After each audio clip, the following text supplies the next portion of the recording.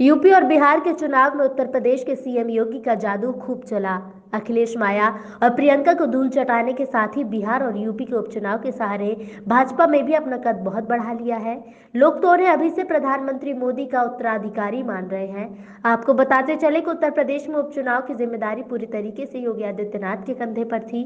विपक्षी दल उपचुनाव को योगी सरकार के कामकाज के आकलन के तौर पर प्रचारित कर रहे थे, लेकिन परिणाम बता रहे हैं कि योगी सरकार जनता के आकलन पर खरी उतरी है।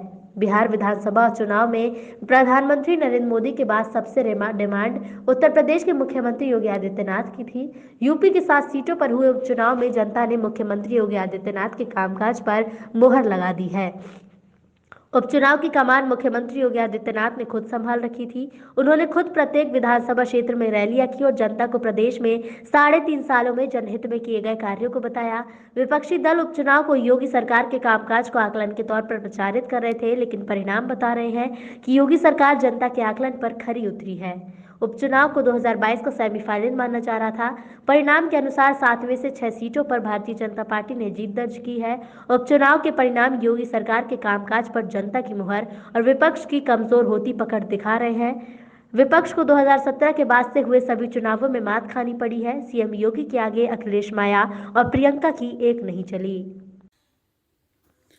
उत्तर प्रदेश में हुए विधानसभा के उपचुनाव में भारतीय जनता पार्टी की 6 सीटों पर विजय और बिहार में उन क्षेत्रों में जहां उत्तर प्रदेश के मुख्यमंत्री योगी आदित्यनाथ जी की सभाएं हुई थीं, उसमें भी भारतीय जनता पार्टी के गठबंधन को मिली भारी जीत।